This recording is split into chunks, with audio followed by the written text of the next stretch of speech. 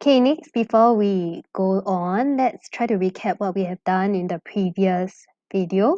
So just now we looked at cation, okay, with sodium hydroxide. So we learned that cations are positive ions, and we can use sodium hydroxide to determine which positive ions are inside. Okay, so let's say I have added sodium hydroxide. Okay, if it gives me a white precipitate,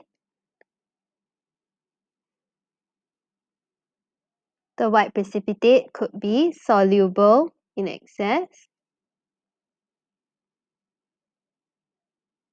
or insoluble in excess.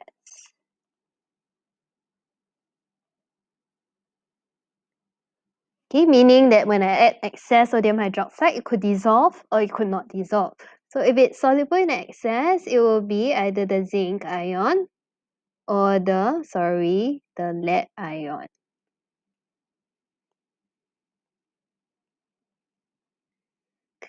Okay, whereas if it is insoluble in excess, white precipitate insoluble in excess, it will be calcium ion.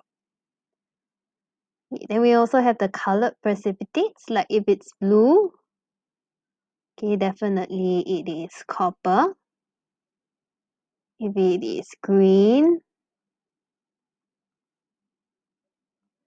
then it will be likely iron 2+.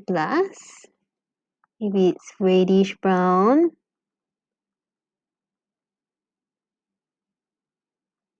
okay, it will likely be iron 3+. And lastly, if there is no precipitate but you have ammonia gas, which we test using red litmus paper, it will be ammonium plus ion. So this is what we did just now. Okay, so the question is, then you see your zinc and lead here, right? How do we differentiate between them? Because they give us the same results using sodium hydroxide. Okay, so we would use aqueous ammonia. So this is the formula of aqueous ammonia. Okay, aqueous ammonia is very similar to sodium hydroxide, so it also has the hydroxide ions.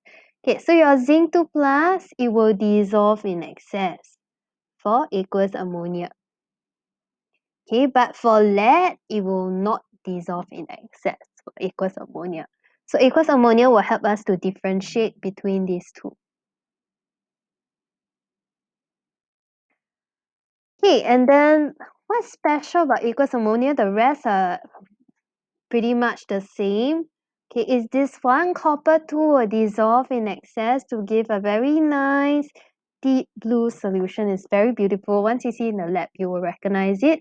Okay, so every time you see a deep blue solution with aqueous ammonia, definitely is copper 2+. Okay, the rest, iron 2 also give you green precipitate.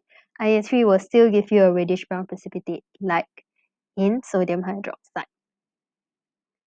Okay, so this is the summary of aqueous ammonia. You will see that it's very, very similar.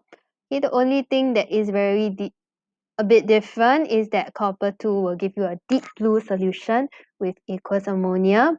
Okay, and we can use sodium hydroxide to differentiate between zinc and lead. Okay, so zinc will be soluble in excess, and then lead will be insoluble in excess. Now, if it's no precipitate, you can see that calcium and ammonium will give you no precipitate. Okay, so that's all for now. We will do some applications and then we will go on to the anions the next time I see you. Okay, in the meantime, there are some short answer questions that you can try on your own.